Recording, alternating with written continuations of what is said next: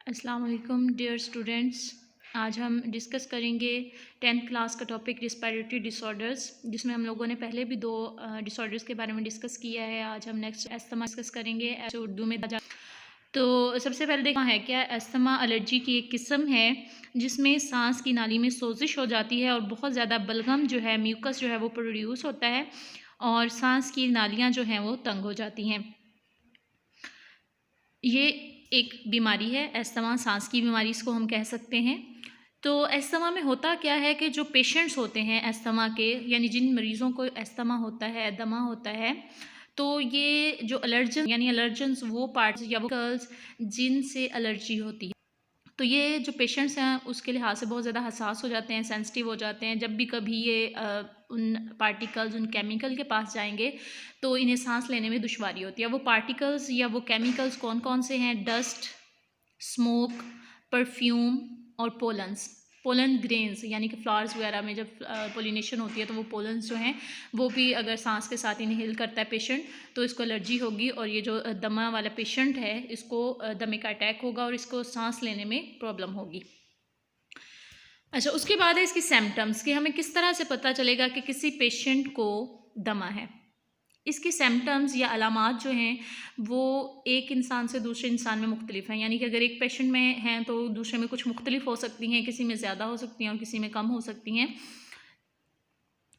तो बच्चे इसके अंदर हम लोग देखेंगे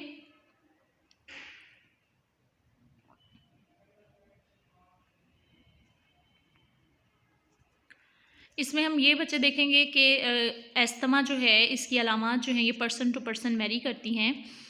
तो ज़्यादातर जो निशानियां देखी गई हैं, अलामात देखे गई हैं पेशेंट्स के अंदर, वो ये होता है कि इस इंसान जिसको हुआ होता है वो तेज़ होता है, यानी उसको वो सांस नहीं, लंबे सांस, छोटे छोटे सांस के अलावा जो है सांस लेते हुए उसकी सांस सीटी की आती है, यानी जब लेता है तो आवाज़ आती है, खांसी भी होती है और चिकनेस ये आती है, बड़ी हुई महसूस होती है। मोस्ट जो है रात के वक्त होता है, लेकिन दिन के औकात में भी ये हो सकता है। यहाँ पे देखें आगे तस्वीर में जो है ये दिखाया हुआ है कि किस तरह से जो है कंस्ट्रिक्ट हो जाती है, सिकुड़ जाती है, जैसे हमने अभी बताया कि वो तंग हो जाती हैं। उसके अलावा म्यूकस जो है इसके अंदर प्रोड्यूस हो जाता है, जिसे हमने बलगम का भी नाम दिया। इधर देखें आप अपने लेफ़्ट साइड पे बच्चे कि ये एक नॉर्मल ब्रोंकस है जिसके अंदर किसी किस्म के भी जो है कॉन्स्ट्रिक्शन नहीं है, बिल्कुल नॉर्मल है, गोलाई में है। लेकिन अगर जिस शख्स को अस्थमा होगा तो देखें फिर ये पोलन्स जो हैं आपको येलो कलर में नज़र आ रहे हैं, तो ये जब जाएंगे तो ज़ाहिरी बात है ऐसे पेशेंट जो हैं सेंसिटिव हैं पोलन के लिहाज से, तो उनके अंदर जो है अस्थमा हो जाएगा उनको। और अस्थमा के दौरान हमने बात की कि म्यूकस की प्रोडक्शन होती है और इनकी ब्रोंकाई जो है वो क्या हो जाती है, कॉन्स्ट्रिक्ट हो जाती है, यानी कि सिकुड़ जाती है। तो देखें आप अपने राइट साइड पे कि ये जो ब्रोंकस है वो भी कॉन्स्ट्रिक्ट हो गई है और उसके अलावा इसमें हमें म्यूकस भी येलो कलर में नज़र आ रहा है। अब इसका ट्रीटमेंट क्या है कि ट्रीटमेंट किस तरह से कर सकते हैं, इसका इलाज क्या है? तो बच्चे इसका इलाज जो है वो इस तरह से है कि हमने भी बात की कि अस्थमा के दौरान जो है सांस की नालियाँ वो सिकुड़ जाती हैं, तो हम ज़ाहिरी बात है ऐसा ट्रीटमेंट करेंगे जिसमें ये जो नालियाँ हैं वो सिकुड़े ना, ठीक है।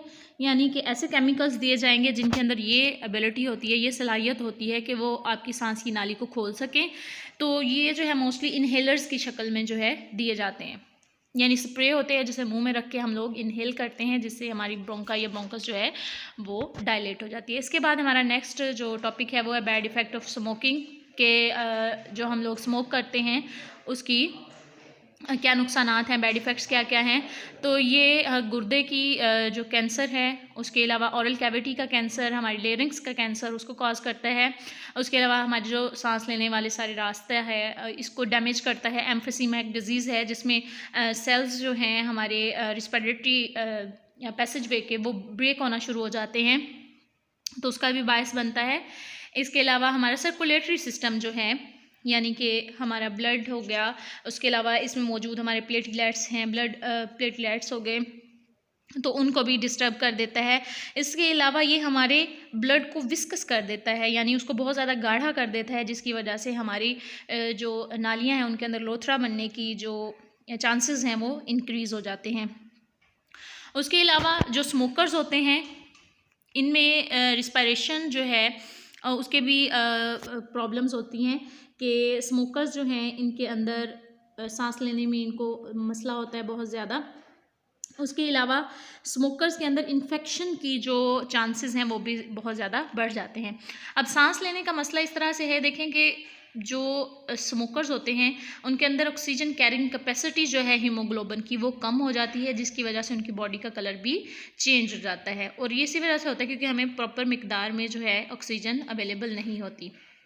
उसके अलावा भी बात की कि इनके अंदर इन्फेक्शन जो है उसके चांसेस भी बढ़ जाते हैं, यानी कि जो स्मोकर्स होते हैं वो एक हेल्दी पर्सन से ज़्यादा उनके अंदर चांसेस होते हैं कि कोई भी इन्फेक्शन उनको हो सकता है।